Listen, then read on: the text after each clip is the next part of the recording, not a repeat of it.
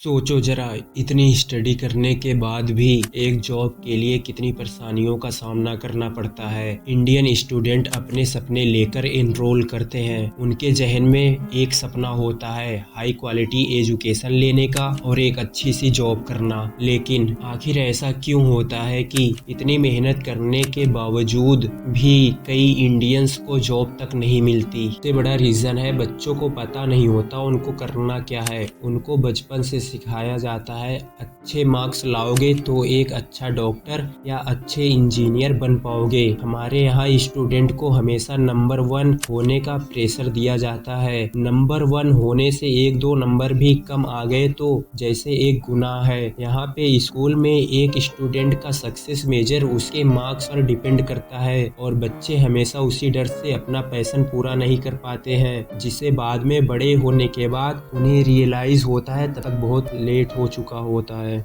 इतना स्टडी करने के बाद भी हम इंग्लिश नहीं बोल पाते हैं। इंग्लिश बच्चों को स्टार्टिंग से ही पढ़ाया जाता है और वो फिर भी इंग्लिश नहीं बोल पाता है। आपने कभी ना कभी ये सोचा होगा, इंग्लिश पढ़ाने के बाद अक्सर गांव के बच्चे इंग्लिश नहीं बोल पाते हैं। इसमें भी इंडियन एजुकेशन सिस्टम की गलती है। एक तरफ इतना पढ़ने लिखने के बाद भी बच्चों को इंग्लिश बोलने में प्रॉब्लम फेस करना पड़ता है और वहीं एक 5वीं का बच्चा इंग्लिश में बात करता है। क्या कभी आपने सोचा है ऐसा क्यों?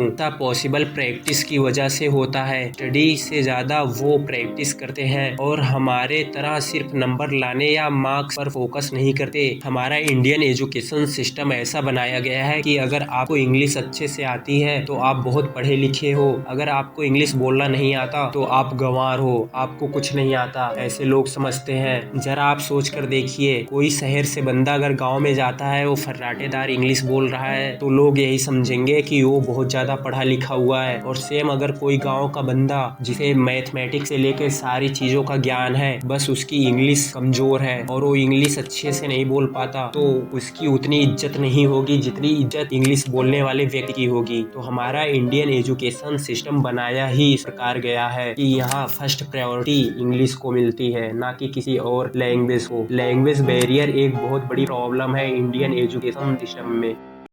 चीटिंग इतनी कॉमन क्यों है? इंडिया के बोर्ड एग्जाम्स में चीटिंग करना, बच्चे इसको अपना अधिकार समझते हैं। ज़्यादातर नॉर्थ इंडियंस के बच्चे चीटिंग करने में सिर्फ बच्चे नहीं, अक्सर उनके पेरेंट्स भी उनका साथ देते हैं। जरा आप सोच कर देखो, चीटिंग करके एग्ज़ाम तो क्लियर किया जा सकता है, बट उससे नुकसान किसका होगा? जाहिर सी बात है, नुकसान आपका ही है। इसमें कोई नुकसान ना तो चीटिंग कराने वाले लोगों का है, ना ही उस स्कूल का, या ना ही उस कॉलेज का जिसने आपको चीटिंग कराई। आपको अगर कुछ सीखने की ज़रूरत है तो वो स्किल्स है, ना कि चीटिंग। सरकारी स्कूल कॉलेज हो या प्राइवेट, खास करके यूपी, बिहार, झारखंड, हरियाणा, इन राज्यों में चीटिंग एक बहुत आम सी बात है। हर बोर्ड एग्जाम में चीटिंग करने या करवाने लोगों का जामड़ा लगा रहता है। वो किसी तरह अपने बच्चे को चीटिंग करा के पास करना चाहते हैं और बाद में जब वही बच्चा किसी कंपटीशन में बैठता है तो प्रॉब्लम उसको फेस करनी पड़ती है।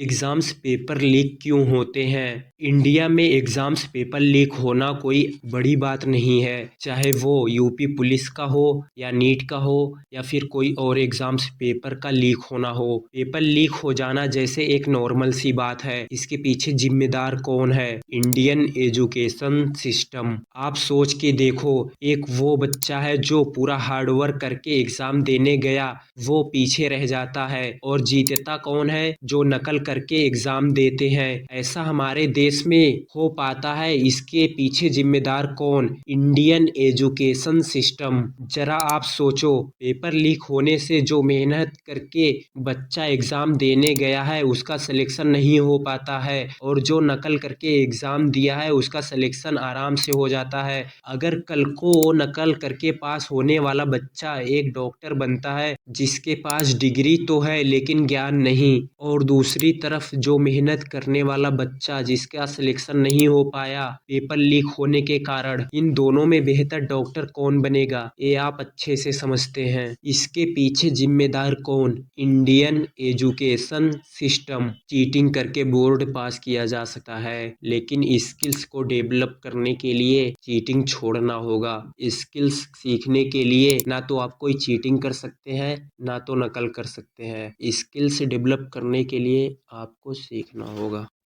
नागपुर का एक अनएजुकेटेड चाय वाला बिना पढ़े बिल गेट्स के साथ कोलैब करता है और खुद बिल गेट्स उन वीडियोस को अपने सोशल मीडिया अकाउंट से पोस्ट करता है। इंस्टाग्राम पर उस पोस्ट पर 150 मिलियन से भी ज़्यादा व्यूज़ हैं। डॉली लैम्बोर्गिनी में घूमता है, प्राइवेट प्लेन में घूमता है, रोल्स रॉयस में घूमता है।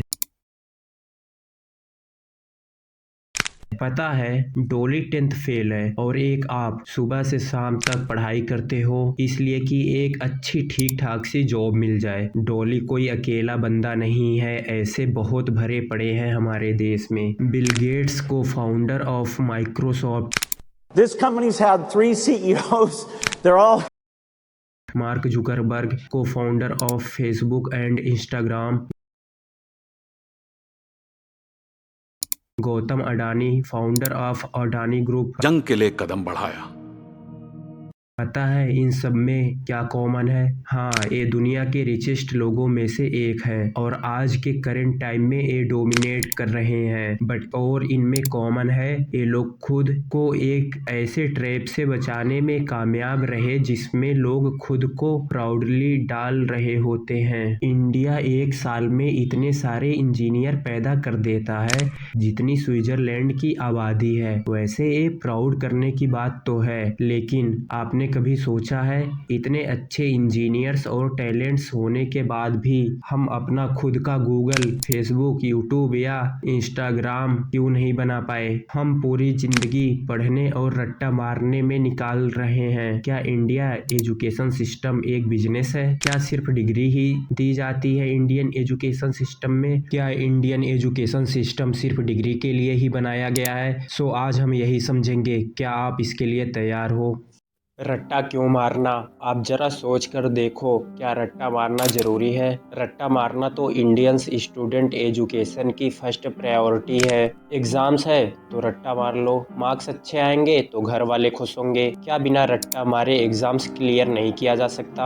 आपने कभी सोचा ऐसा होता क्यों है? हम बताते हैं। रट्टा मारने की हैबिट्स बच्चों को स्कूल डेज से ही उनके मन में डाल दिया जाता है। रट्टा मारने से और मार्क्स लाने से मतलब होता है। ये चीज़ स्टूडेंट के अंदर स्कूल से लेकर कॉलेज की लाइफ तक सिखाई जाती है, चाहे उनके पेरेंट्स हों, चाहे उनके स्कूल टीचर या फिर कॉलेज के टीचर्स हों। अगर रट्टा नहीं मारोगे तो मार्क्स अच्छे नहीं आएंगे। इसके पीछे जिम्मेदार कौन? Indian education system. क्या पेरेंट्स कभी सोचते हैं स्कूल उनके बच्चे को क्या सिखा रहा है? आप जरा सोच कर देखो, फर्स्ट स्टैंडर्ड में पढ़ने वाले बच्चे के ऊपर इतना बड़ा बैग क्यों डाल दिया जाता है?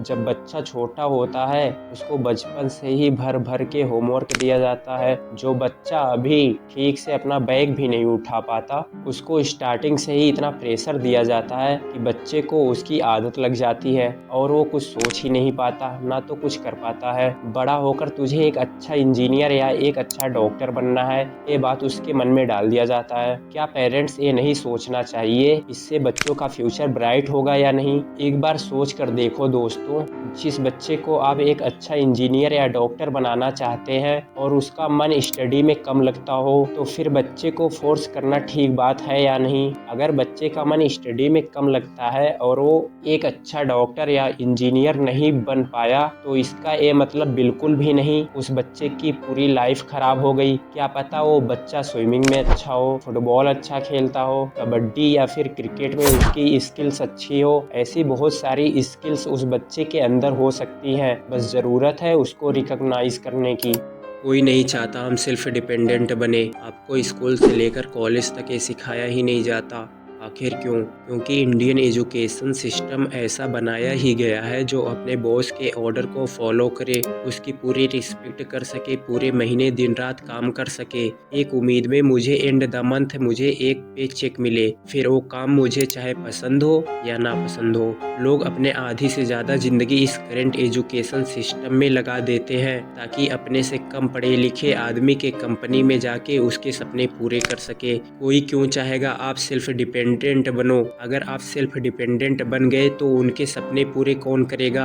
आप गलत चीज़ों के खिलाफ आवाज़ उठाओगे, फिर कोई क्यों चाहेगा? ज़रा इस बात को सोच कर देखो, ये एजुकेशन सिस्टम ठीक है या फिर नहीं। दोस्तों, क्या आपने सोचा है इस ट्रैप में हम क्यों फंसते हैं? आपने कभी सोचा? आप कभी इस ट्रैप को समझ ही नहीं पाते हो, क्योंकि बचपन से आपके दिमाग में ये डाल दिया जाता है और जब तक आप बड़े होते हो तब तक बहुत लेट हो चुका होता है। जब तक आप इस एजुकेशन सिस्टम को समझते हो, या तो आपकी एज बहुत ज़्यादा हो चुकी होती है, या तो फिर आपके ऊपर बहुत सारी जिम्मेदारियां आ जाती हैं और आप इस ट्रैप से बाहर नहीं निकल पाते हो, क्योंकि अब किसी भी हालत में आपको पैसा अर्न करना होता है, फिर चाहे वो अपने लिए हो या अपनी फैमिली के लिए, और आप इस ट्रैप में फंसते हुए चले जाते हो।